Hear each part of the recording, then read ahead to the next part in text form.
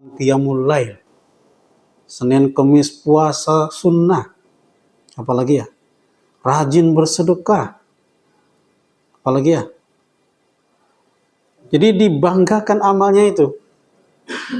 Padahal amal itu kalau dibandingkan dengan nikmat dari Allah, sebanding apa tidak? Tidak, jauh sekali, sangat jauh. Apalagi dibandingin dengan surga, jauh sekali kan? Jauh. Kita beramal di dunia paling berapa tahun? Yang umurnya 65, kalau kita anggap aja 15 tahun itu baliknya, berarti berapa? 55 tahun. Ya kan? Apakah 24 jam setiap harinya dia beramal soleh? Tidak juga. Belum tentu. Apakah nggak pernah maksiat? Pasti pernah maksiat. Nggak mungkin manusia nggak pernah maksiat.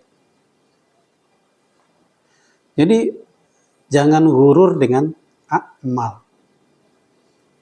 Artinya jangan merasa bangga, kemudian saya sudah melakukan ini, melakukan itu, berarti saya pantas jadi ahli surga. Jangan.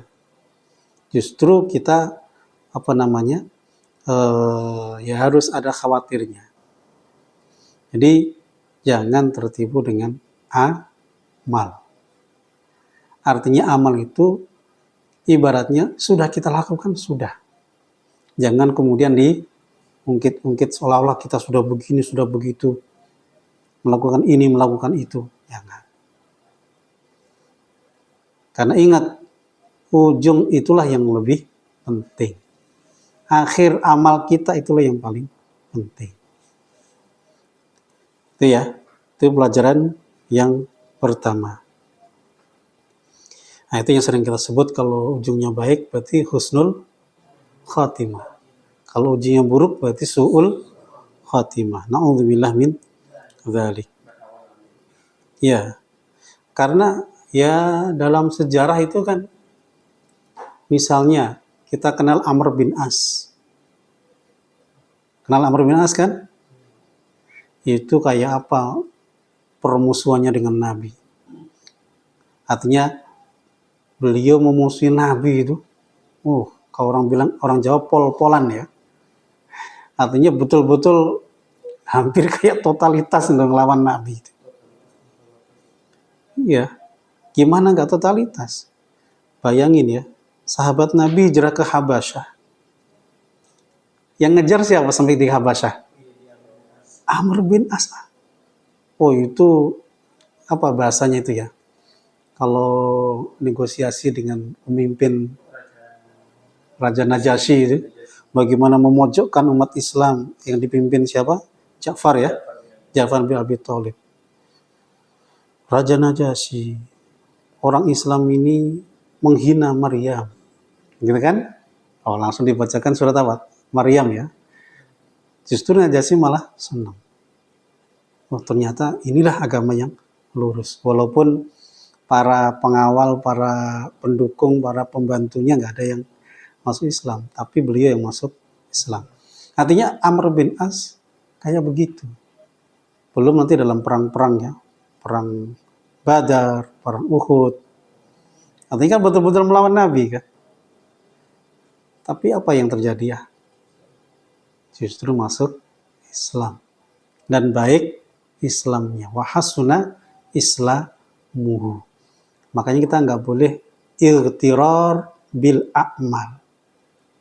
Karena kita tidak tahu bagaimana ujung dari amal kita, bagaimana akhir dari kehidupan kita.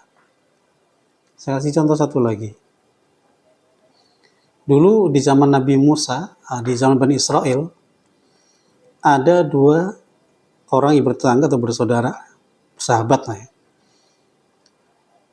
Yang satu ahli ibadah, yang satu ahli maksiat. Qadarullahnya yang ahli maksiat setiap berbuat maksiat ada di hadapan si ahli ibadah. Tuh ahli ibadah dinasihati. Dia nasihati si ahli maksiat itu. Ya misalnya dia minum khamar, kenapa kamu minum khamar? Janganlah, haram ini. Besoknya ketemu lagi, berbuat maksiat. Diingetin lagi. Besoknya lagi, diingetin lagi. Sampai kemudian si abid ini, si ahli ibadah ini merasa lelah. Capek dia. Kesabarannya ternyata ada batasnya. Orang ini maksudnya loh ya. Ternyata kesabarannya ada ujungnya ini. Ada batasnya. Saking marahnya, saking keselnya gitu ya. Akhirnya dia ngomong, la wallahi la ghafarallahu laka. Demi Allah, Allah tidak mengampuni dosamu. Kira-kira ngomong begitu boleh nggak? Nah, ini ucapan yang berbahaya. Ucapan yang berbahaya. Langsung Allah turun tangan. Di hadis itu dinyatakan Allah langsung berfirman, qad ghafartu li fulan wa ahbattu amalaka. Aku telah mengampuni si fulan. Si fulan yang ahli maksiat. Dosanya diampuni. Kalau dosanya diampuni gimana? Bersih kan? Jadi orang baik. Dan baik agamanya. Tapi kata Allah kepada ahli ibadah itu, wa ahbattu amalaka. Dan aku hapuskan amal-amalmu. Sudah tahu kan bagaimana ujungnya? Nah, ini penting. Jadi orang ahli ibadah ini seolah-olah memposisikan dirinya dia lebih mulia. Karena amalnya. Karena ibadahnya. Kayaknya agak ngeri-ngeri sedap ini. Makanya kita nggak boleh banggain amal kita. Lihat yang lain, sholat malam ente kok pendek begitu. Saya dong, 3 jam. 3 jam. Kayak Nabi ya, sepertiga malam. Saya dong, 6 jam. Kayak Nabi, 2/3 malam kan. Keren sekali itu. Jadi mengecilkan orang lain, membanggakan ibadahnya, ini nggak boleh. Ini namanya orang yang ujub, yang ijab binafsihi, yang takjub dengan diri sendiri. Kalau orang zaman sekarang apa namanya? Narsis. Suka. Hati-hati orang selfie juga, hati-hati juga itu. Jangan itu penyakit narsis juga itu. Na'udzubillah min dzalik. Itu pelajaran yang pertama.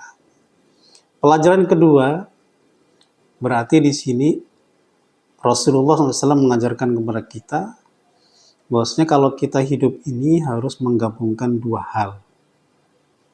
Apa itu? Dalam beribadah, dalam beramal, kita gabungkan 2 hal. Yaitu apa?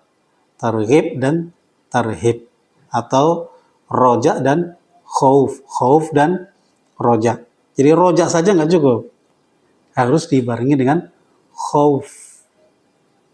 Ibarat burung itu punya 2 sayap. Yang satu khauf, yang satu roja. Kalau dia terbang dengan 1 sayap, bisa nggak? Nggak bisa. Roja itu harap. Kalau khauf, takut.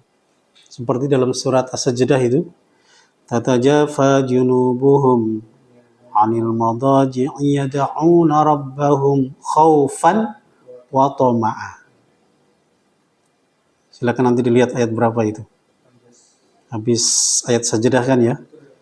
Tatajafa junubuhum, mereka terjauhkan dari lambungnya dari tempat tidurnya. Yad'una rabbahum, mereka beribadah kepada Allah atau memohon kepada Allah, bisa beribadah, bisa memohon, khaufan wa tama'a, dengan rasa takut dan harap. Jadi beribadah itu takut kalau tidak diterima. Kemudian roja, berharap supaya diterima. Ya Allah, ini yang bisa aku lakukan ya Allah, ini yang aku mampu ya Allah, semoga Engkau terima ya Allah. Itu harap ya. Ya Allah, inilah yang bisa aku lakukan. yang mampu aku lakukan. Mastata'tu. Terus kemudian khauf. Ya Allah, kalau engkau tidak terima, terus siapa lagi yang akan terima amalku? Ya, itu namanya takut ya. Jadi takut, harap, takut, harap, takut, harap. Itu namanya khaufan wa tama'an. Kayak tadi, orang yang amalannya baik, ujungnya masuk neraka. Takut kan kita? Orang banyak maksiatnya, pengen masuk surga. Artinya berharap. Jadi khauf, roja, khauf, roja, khauf, roja. Enggak boleh rojak saja. Ada satu ungkapan, kalau orang rojaknya lebih tinggi, khawatir jadi murjiah. Kalau orang khaufnya lebih tinggi, khawatir jadi khawarij. Kok bisa? Orang khawarij itu saking takutnya, mereka itu menganggap dosa kecil itu dosa besar. Akhirnya mengkafir-kafirkan orang lain. Kemudian orang murjiah. Orang murjiah itu apa? Orang yang harapannya terlalu tinggi. Akhirnya sering memaklumi gitu. Berbuat dosa, nggak apa-apa, gampang. Kenapa? Allah Maha Pengampun, Allah Maha Pengasih. Menggampangkan gitu ya. Allah tuh kan ampunannya luas. Gitu. Udah maksiat terus juga nggak apa-apa, gitu. Nah, pakai wudhu juga selesai, ya kan? Baca Quran itu pahalanya banyak tuh. Nanti juga draw, gitu ya. Apa draw itu? Imbang ya, impas ya, impas. Nah ini orang yang rojaknya kelewatan. Kalau rojaknya sampai maksimal, sampai ekstrim, itu sampai menganggap Fir'aun itu masuk surga. Ya ngomongnya gini ya, Allah kenapa sih? Itu hambanya kok disuruh masuk neraka itu gimana sih? Apa nggak sayang sama hambanya? Gitu.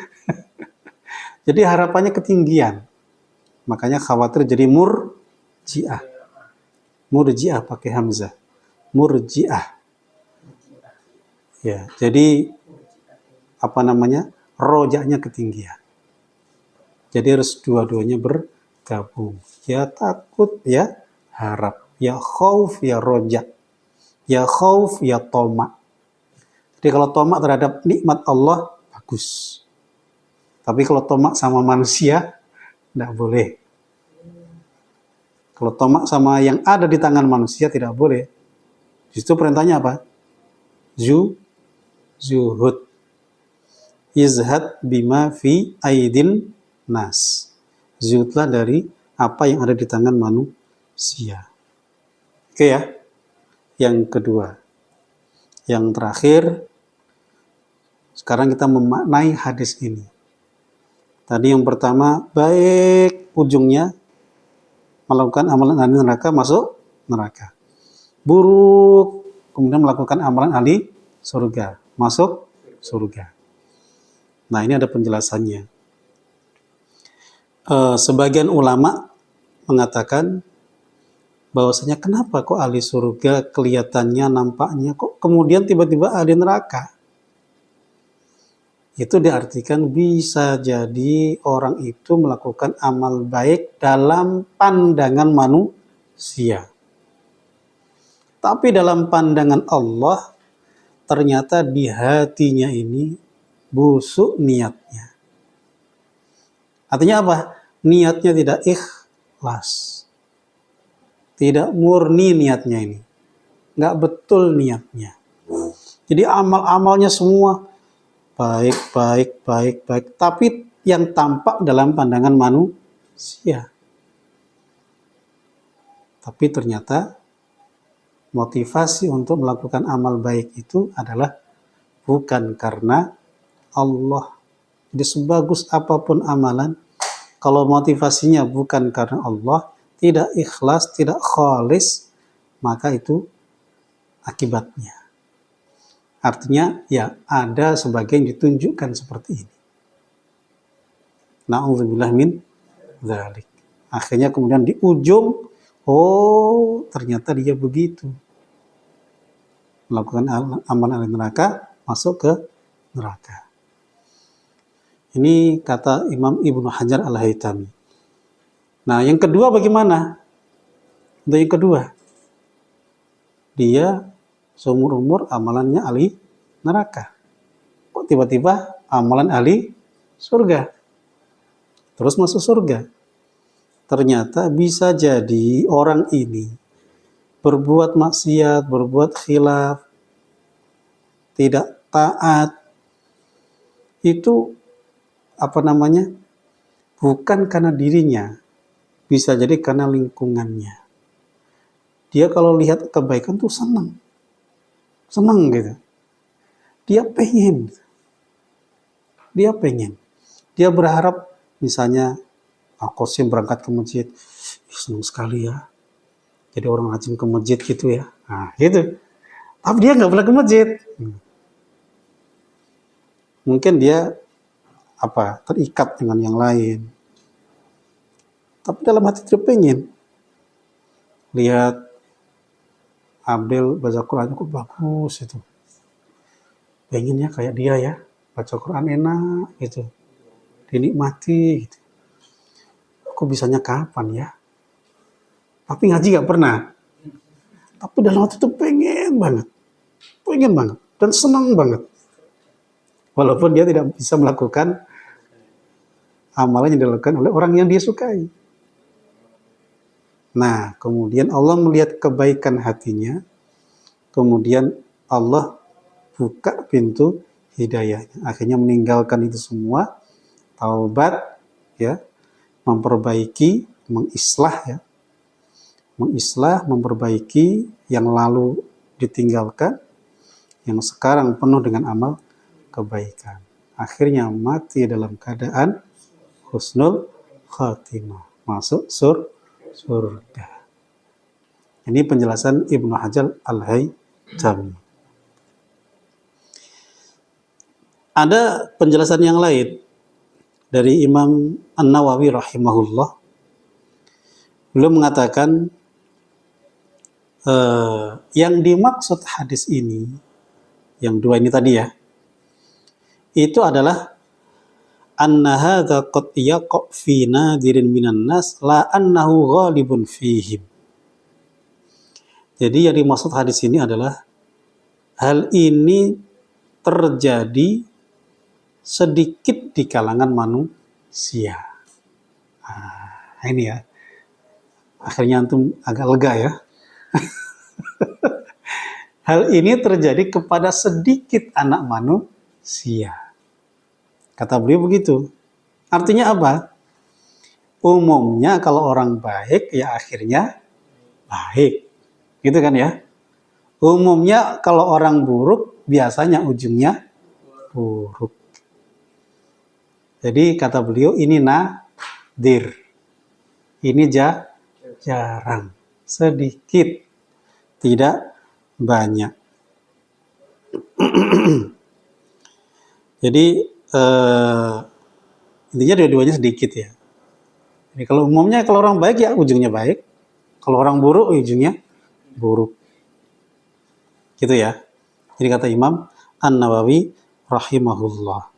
Tapi tetap kita ambil yang keberapa tadi? Yang kedua tadi ya. Ada khauf, ada roja. Pengennya ujungnya baik. Tapi juga khawatir ujungnya tidak baik. Makanya dulu para sahabat, walaupun sahabat, ada jaminan was-sabiqunal awwaluna minal muhajirin wal ansar walladzina taba'uuhum bi ihsan radhiyallahu anhum wa radu'an wa'ada lahum wa'ada ya jannat. Surat apa tadi? At-Taubah ya, 100 ya, 100 pas. Jadi orang-orang dahulu dari kalangan muhajirin maupun ansor dan yang mengikuti mereka dengan baik, Allah ridho kepada mereka, mereka ridho kepada Allah. Disiapkan untuk mereka surga yang mengalir bawahnya sungai.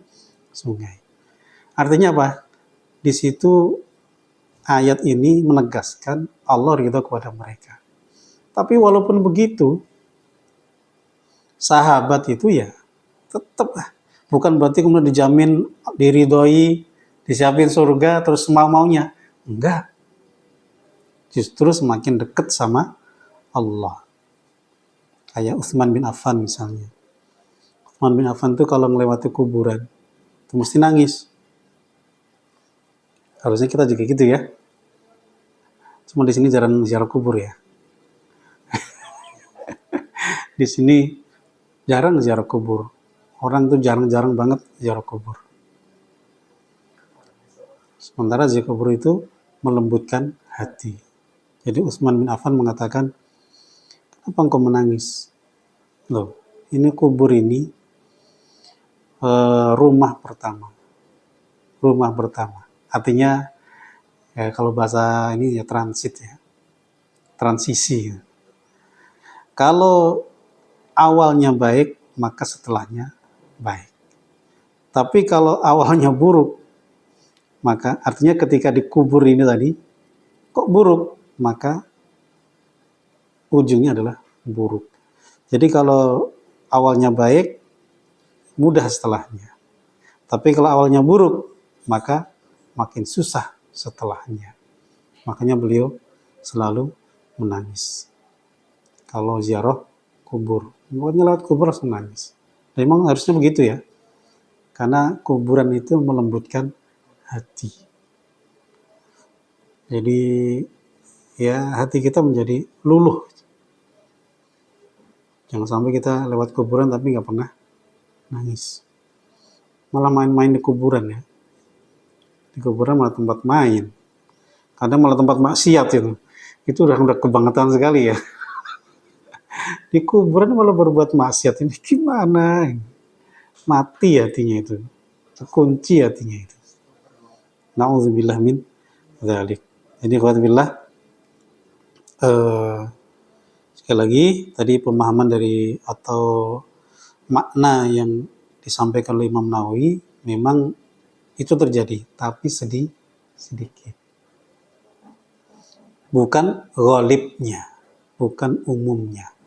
Jadi la annahu ghalibun fihim. Intinya kalau di ujungnya kok buruk, Allah lebih tahu orang ini kayak apa. Kalau ujungnya kok baik, itu bagian dari kasih, sayang, dan kelembutan Allah kepada hambanya.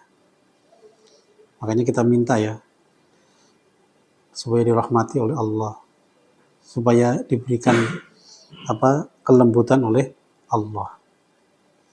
Dengan takdir kita, dengan ujung kehidupan kita, dengan akhir kehidupan kita. Kita inginnya baik, ya ujungnya baik. Wallahu ta'ala a'lam. Ada pertanyaan?